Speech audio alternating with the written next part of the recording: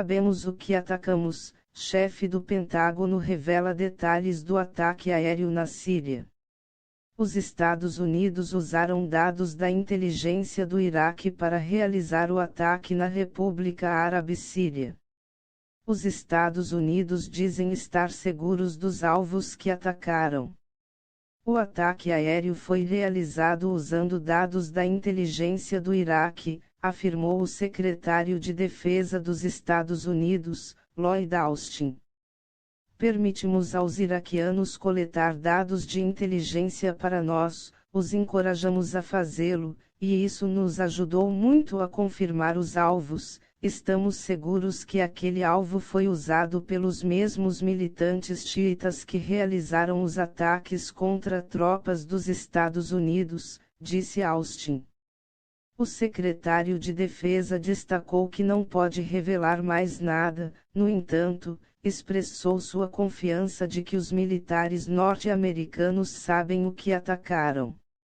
Estou confiante no alvo que atingimos, sabemos o que atacamos, afirmou Austin, citado pela agência AP. Dissemos várias vezes que responderíamos em nossos prazos, segundo o chefe do Pentágono. Queríamos ter certeza da conectividade e queríamos ter certeza que tínhamos os alvos certos. Na quinta-feira, 25, os Estados Unidos realizaram um bombardeio aéreo contra uma estrutura supostamente conectada a uma milícia apoiada pelo Irã na Síria. O porta-voz do Pentágono, John Kirby, afirmou que o bombardeio aéreo foi ordenado pelo presidente Joe Biden e realizado para prejudicar a capacidade do grupo armado de orquestrar ataques futuros, com a agência Sputnik Brasil. Vem aí o general do BB, André Brandão pediu para sair. O fato é que ninguém aguenta mais Jair Bolsonaro. A não ser alguns representantes menos votados das Forças Armadas, mais precisamente, generais aposentados que têm sido premiados com altos cargos e faturado a visibilidade que o Planalto dá. Na tarde desta sexta, 26, é possível imaginar a caserna de Samba Canção de óleo nos caixas eletrônicos do Banco do Brasil. Tudo porque o presidente do BB, André Brandão, anunciou que não suporta mais trabalhar com Bolsonaro e está deixando o cargo. E muito mais agora, que ele foi ameaçado de demissão pelo chefe de governo terror da Bolsa de Valores, depois do banho de água fria da desvalorização da Petrobras, agora também a queda significativa das ações do BB.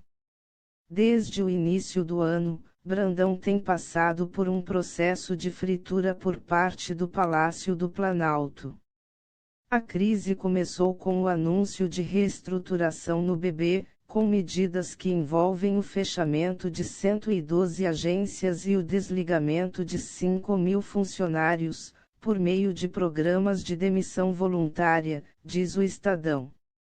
Vida que segue. Evidente que não, segue.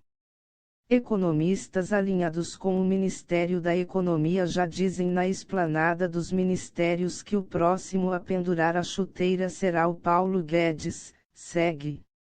Aí será terra arrasada, e a turma do informe não torce por isso, é bom frisar. Estados Unidos acusam príncipe saudita de autorizar assassinato de Khashoggi. Relatório de inteligência foi divulgado nesta sexta-feira. Príncipe herdeiro saudita, Mohammed bin Salman, provavelmente autorizou uma operação para capturar ou matar o jornalista dissidente Jamal Khashoggi, segundo o relatório de inteligência dos Estados Unidos divulgado nesta sexta-feira, 26. O repórter, crítico do governo saudita, foi assassinado em 2018, dentro da Embaixada da Arábia Saudita em Ankara, na Turquia, quando foi até o local para buscar uma certidão para poder se casar. Avaliamos que o príncipe herdeiro da Arábia Saudita, Mohammed bin Salman, aprovou uma operação em Istambul, na Turquia, para capturar ou matar o jornalista saudita Jamal Khashoggi, diz o documento do gabinete do diretor de inteligência nacional. O relatório sobre a investigação revela que bin Salman considerou Khashoggi como uma ameaça ao reino e apoiou amplamente o uso da violência, se necessário, para silenciá-lo. Basearmos esta avaliação no controle do príncipe herdeiro da tomada de decisões no reino, no envolvimento direto de um conselheiro-chave e membros da equipe de proteção de Mohammed bin Salman na operação e no apoio do príncipe herdeiro ao uso de medidas violentas para silenciar dissidentes no exterior, incluindo Khashoggi, acrescenta o texto.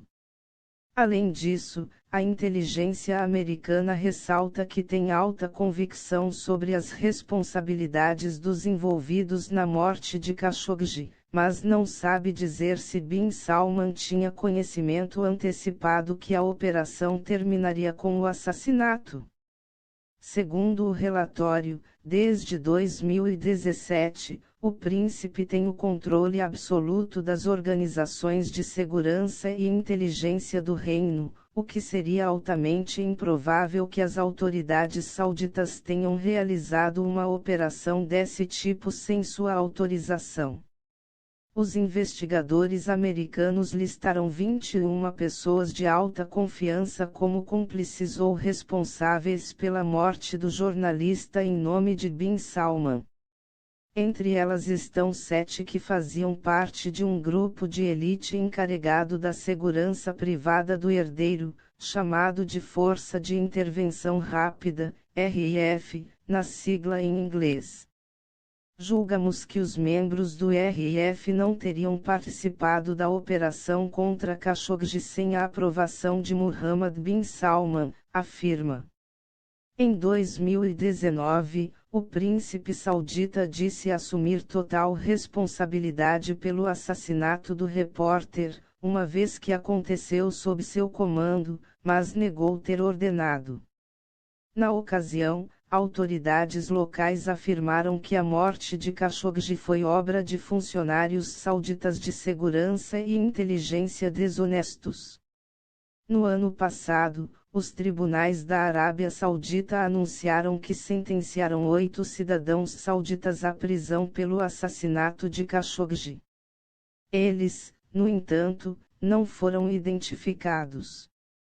De acordo com investigações, Khashoggi foi visto com vida pela última vez no dia 2 de outubro de 2018, quando foi chamado para uma reunião no consulado saudita em Istambul. Seu corpo, porém, foi desmembrado, mas os restos mortais dele nunca foram encontrados. A revelação do relatório acontece um dia depois do presidente dos Estados Unidos, Joe Biden, telefonar para o pai do príncipe, o rei Salman. Durante a conversa, o democrata reforçou seu compromisso de ajudar a Arábia Saudita a defender seu território dos ataques de grupos aliados ao Irã, mas também ressaltou a importância que os Estados Unidos dão aos direitos humanos e ao Estado de Direito, informou a Casa Branca.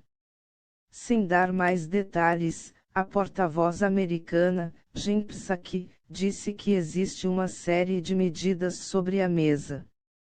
Já o porta-voz do Departamento de Estado dos Estados Unidos, Ned Price, revelou que Biden vai revisar por completo as relações com os sauditas para se assegurar que promovam os interesses do povo americano e para se assegurar que reflitam seus valores. Com a agência ANSA. Moraes pede vista e suspende julgamento sobre imposto zero de Bolsonaro a revólveres e pistolas importados. Ministros julgavam ação movida pelo PSB contra a resolução do governo federal para desonerar importação dos armamentos. O Supremo Tribunal Federal, STF, suspendeu nesta sexta-feira, 26, o julgamento sobre a resolução do governo Jair Bolsonaro para zerar a alíquota sobre importação de revólveres e pistolas. Um pedido de vista, mais tempo para análise, do ministro Alexandre de Moraes tirou o processo do plenário virtual, ferramenta que permite aos ministros analisarem os casos e incluírem os votos no sistema digital sem a necessidade de reunião física ou por videoconferência. Não há data para retomada da discussão. Antes da suspensão, os ministros Edson Fachin, relator do caso, e Luiz Roberto Barroso chegaram a juntar os votos no sistema. Ambos se manifestaram pela derrubada da medida. Fachin já havia sinalizado o posicionamento em dezembro, quando concedeu uma liminar para suspender os efeitos da resolução. Em seu voto, o relator afirmou ver extrema gravidade na mudança e concluiu que, pelo potencial de aumentar a circulação de armas de fogo, a desoneração viola os direitos à vida e à segurança.